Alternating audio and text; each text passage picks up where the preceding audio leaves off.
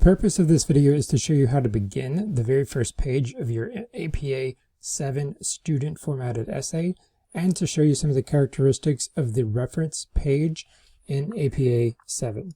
Alright, let's come back to where we left off in a previous video. We're back at the title page. We want to come down to the very bottom line. We want to skip down one line, go to Insert, Page Break.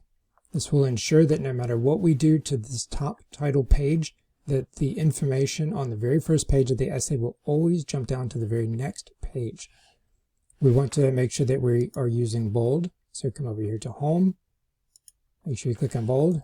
Type the title of your essay. Go down to the very next line. Make sure bold is turned off. Align it to the left. And then use one tab right there to start writing your essay. I'm going to put a little bit more information here.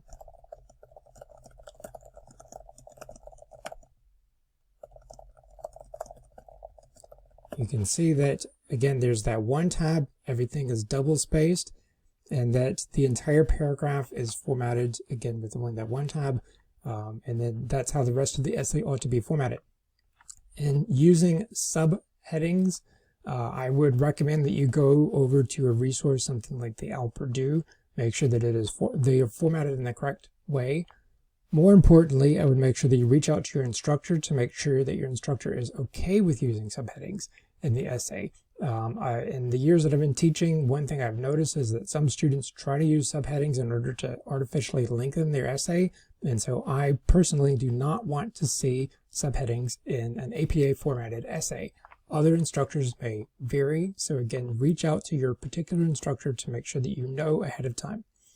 Now let's look at some of the characteristics of the reference page. Before making this video, I went ahead and created a references page in order to show you those characteristics.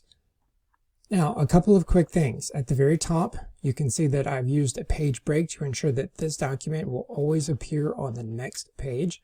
References is in bold, it is centered, so exactly like the very first line of your title page, and also like the very first line of your main body page. Past that, you have all of your individual references. Now, I did not do the indentation on these because I want to make sure that you see how that indentation works. Again, there are several different ways to do this, but one way that I think works very simply is you highlight everything on your page, come up here to the very top, and drag that bottom arrow halfway to the 1, and now it is correctly formatted. A mistake that I frequently see students make is they will attempt to indent the line manually, but that can create a kind of havoc when you go about adding new information onto your references page. Because, for example, now if I add something here, you can see I've added something there, this automatically jumps over and remains correctly formatted. A couple of other characteristics to watch out for. At a glance, you should be able to know that this is an APA formatted references page. The reason is because you have the very first initial of the person's full name is not spelled out. That is a characteristic of MLA formatting. You have the year directly after that person's name, and then you have the title of the work right here. The title is in lowercase except for proper nouns, such as a person's name. You also have the title of the journal. The title of the journal should actually be capitalized. You have the edition or other identifying information about that journal, and you have the page range, and then you have, after that, the direct URL, the DOI in this particular case. Here's an example of a book. You can see that it continues the formatting that I've shown above. You have the first initial. The ampersand is used to join people's names together. You do not use the word and. Again, you have the year, followed by punctuation, and then you have the title of the book along with the publisher that is not italicized afterward.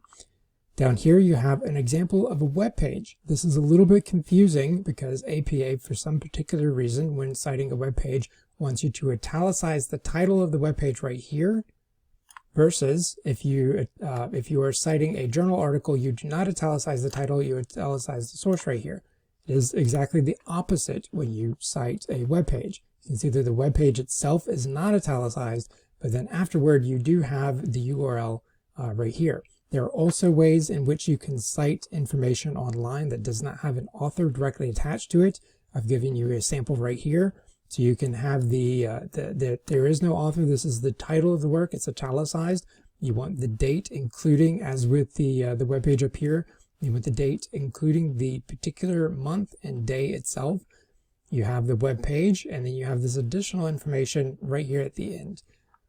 If you have any questions about that, it's always a good idea to go and look at an authoritative source. Again, I always recommend the Alperdue to students, but you can also use the APA handbook itself. Any of those sources are going to give you general guidelines. Use your best judgment and follow the pattern that seems to make the most sense for the type of resource that you are using.